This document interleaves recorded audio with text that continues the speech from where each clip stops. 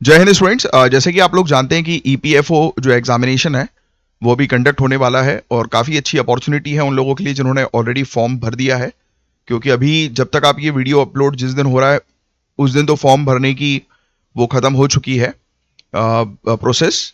But जिन लोगों ने form भर दिया है और या फिर इन फ्यूचर जो लोग ईपीएफओ की तैयारी करेंगे तो उनके लिए ये वीडियो जो है वो काफ़ी इंपॉर्टेंट होने वाला है। तो मैं आपको जो बताने वाला हूं इस पर्टिकुलर लेक्चर के अंदर, एंड थैंक्स टू एडुटैप, एक एजुकेशन कंपनी है, एप्लीकेशन है, तो उनकी ये पीडीएफ जो है वो मैं यूज़ कर रहा हूं, तो इसलिए मैं उनको पहली क्रेडिट जो है वो प्रोवाइड करा रहा हूं क्योंकि काफ़ी अच्छी तरीके से उन्होंने इस चीज़ के बारे में समझाया। तो इस पीडीएफ के रेफरेंस के माध्यम से मैं आपको आज इस पर्टिकुलर लेक्चर में बताऊंगा कि ईपीएफओ एग्जैक्टली क्या है, क्योंकि आप जिस एग्जाम की तैयारी कर रहे हो आपको पता होना चाहिए कि वो एग्जामिनेशन एग्जैक्टली क्या है। सेकेंडली, हम थोड़ा सा ईपीएफओ की हिस्ट्री के बारे में भी जानेंगे, क्योंकि आप अगर इस डिपार्टमेंट का हिस्सा बनने वाले हो तो आपको उसका इतिहास पता होना जरूरी है। तीसरा, ईपीएफओ के फंक्शंस क्या होते हैं उसको मैं थोड़ा सा आपको एक्सप्लेन करूंगा। फिर कौन से इसमें आपको डिपार्टमेंट्स देखने को मिल जाएंगे और इसमें पूरे यानी कि हिरार्की, मतलब आप जैसे कि एपीएफसी की अगर आप तैयारी कर रहे हो, असिस्टेंट प्रोविडेंट फंड कमीशन की, राइट, या फिर ईओ की तैयारी कर रहे हो या एओ की तैयारी कर रहे हो, तो उसमें मैं आपको बताऊंगा कि किस तरीके से इसमें आपको प्रमोशन मिलेगा और कहां तक आप पहुंचोगे। तो एंड तक इस वीडियो को जो है वो जरूर देखिएगा। तो चलिए स्टार्ट करते हैं बिना समय वेस्ट किए। तो ईपीएफओ के बारे में हम बात करेंगे जिसका फुल फॉर्म है एम्प्लॉइज प्रोविडेंट फंड ऑर्गेनाइजेशन। तो ईपीएफओ क्या है? तो ईपीएफओ एक स्टैट्यूटरी ऑटोनोमस बॉडी है जो इंडिया में प्रोविडेंट फंड्स को रेगुलेट और मैनेज करती है।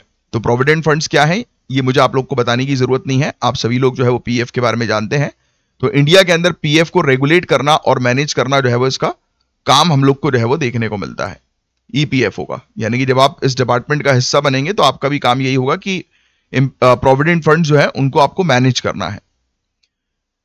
इसके अलावा ministry of labour and employment के अंडर ये आती है, तो ये फैक्ट भी आपको पता होना चाहिए। आप इस एग्जाम की तैयारी कर रहे हो तो कभी कभी प्रीलिम्स में ऐसे क्वेश्चंस भी आ सकते हैं। Ministry of labour and employment के अंदर ईपीएफओ आती है और इसका मिशन है to extend the reach and quality of publicly managed old age income security programmes. पहला पॉइंट, इसका मेन ऑब्जेक्टिव हम लोग को क्या देखने को मिलता है कि जो old age income security programmes जो होती हैं, यानी कि जो भी सरकार जो है वो बुजुर्ग लोगों के लिए जो प्रोग्राम जो है वो चलाती है, जिससे कि रिटायरमेंट के बाद जो है वो उनको इनकम मिलने लगे, पेंशन जो है वो मिलने लगे, तो उस चीज पर फोकस इसका ये रहता है कि उसकी क्वालिटी बरकरार रहे और वो काफी लोगों तक पहुंचे, उसका रीच जो है वो काफी लोगों तक पहुंचे, है ना।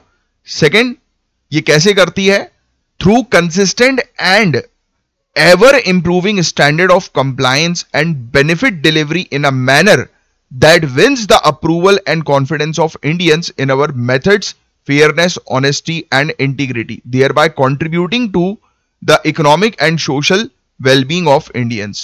तो कुल मिलाकर इसका ऑब्जेक्टिव यही होता है कि ये proper standards, rules, regulations, protocols तैयार करती है, जिससे कि मेन ऑब्जेक्टिव ये होता है कि बुजुर्ग लोग के पास जो है वो पेंशन सही तरीके से जो है वो पहुंचे। तो कुल मिलाकर आप इस डिपार्टमेंट का हिस्सा बनोगे तो आपका मेन ऑब्जेक्टिव है पेंशंस, प्रोविडेंट फंड्स, इन सब चीजों को जो है वो मैनेज करना, ये इंश्योर करना कि किसी प्रकार का घपला ना हो किसी चीज में और लोगों को जो है वो पेंशन जो है वो मिल सके, जिससे कि ओल्ड एज के टाइम पीरियड पर जो है वो उनको हेल्प मिल सके, राहत मिल सके, है ना। तो ये कितनी बढ़िया जॉब है एक प्रकार की, आप लोगों के ऊपर कितनी इंपॉर्टेंट रिस्पॉन्सिबिलिटी होगी।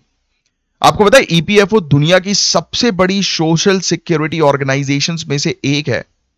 अपने मेंबर और फाइनेंशियल ट्रांजैक्शंस के वॉल्यूम के हिसाब से 2019-20 की एनुअल रिपोर्ट के अनुसार इसके 2.77 करोड़ अकाउंट्स थे।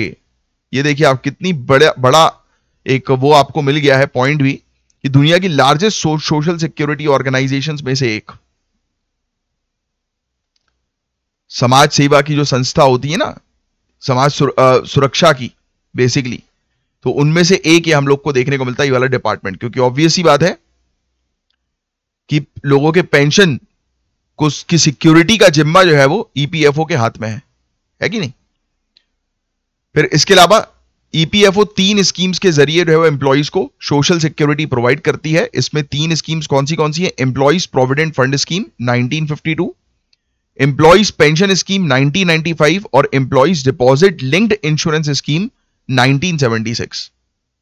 तो deposit linked insurance scheme, pension scheme और प्रोविडेंट फंड स्कीम, ये अलग अलग स्कीम है, एक 1952, एक 1995 और एक 1976 की। इन स्कीम्स के जरिए जो है ये पूरी मतलब सोशल सिक्योरिटी प्रोवाइड करा दी। तो ये तीन स्कीम जो है वो सबसे ज्यादा इंपॉर्टेंट है ईपीएफओ के लिए। तो इन तीन स्कीम्स पर भी कमांड आपका होना जरूरी है, जो आने वाली क्लासेस में मैं आपका कवर भी करवा दूंगा।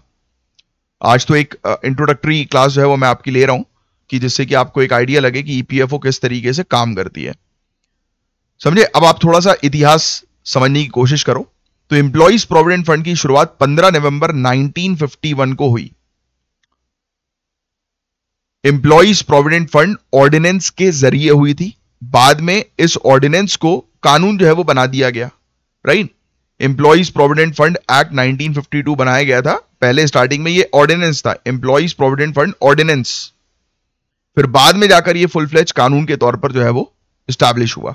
तो 1951 में आ गया था, फिर 1952 में कानून बन गया ये एम्प्लॉइज प्रोविडेंट फंड एक्ट 1952 से रिप्लेस कर दिया गया ऑर्डिनेंस को, जिससे अब employees provident fund and miscellaneous provisions act 1952 हम लोग को जो है वो देखने को मिलता है। इसका पूरा कंप्लीट फुल फॉर्म आज की डेट में इसको इस फुल फॉर्म से रेफर किया जाता है, employees provident fund and miscellaneous provisions act 1952,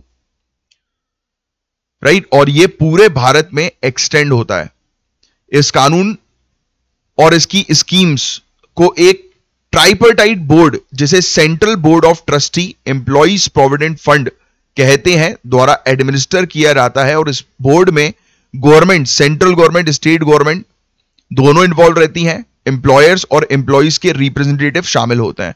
मतलब सिंपल शब्दों में मैं आपको बताऊं तो ये कानून और इसकी स्कीम जो होती है ना, यानी कि जो भी employees provident fund and miscellaneous provision act 1952 है, ये कानून है, इसके तहत ईपीएफओ पूरा काम कर रहा है ना।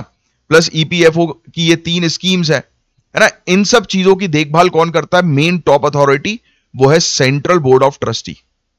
एक बोर्ड है जिस बोर्ड के अंदर हम लोग को देखने को मिलता है एम्प्लॉइज प्रोविडेंट फंड का ये बोर्ड है, जिसके अंदर हम लोग को गवर्नमेंट के लोग देखने को मिलते हैं, कंपनी के एम्प्लॉयर्स देखने को मिलते हैं और एम्प्लॉइज देखने को मिलते हैं। तो इसलिए इसको ट्राइपर्टाइट बोर्ड जो है वो कहा जाता है कि सरकार भी रहेगी, एम्प्लॉयर्स भी रहेंगे, एम्प्लॉइज भी रहेंगे, और ये सभी लोगों की इच्छा से जो है वो पूरी स्कीम्स चलती हैं और पूरे कानून जो है वो सही तरीके से ऑपरेट रहता है, राइट। रूल्स रेगुलेशंस प्रॉपर तरीके से फॉलो किए जाते हैं। समय समय पर जो है वो कुछ ऑर्डर्स जो है वो पास किए जाते हैं अगर कोई घपला हो रहा है तो, राइट। और इसमें सहमति सभी की होना जरूरी होती है, यानी कि सभी के हित को जो है वो देखा जाता है और प्रॉपर तरीके से इसका प्रशासन होता है, समझे आप।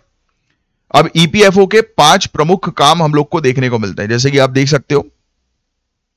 मेजर फंक्शन की अगर हम बात करें, enforcement of act across the country, यानी कि पूरे देश में यह कानून लागू होगा, पहली चीज तो ईपीएफओ का।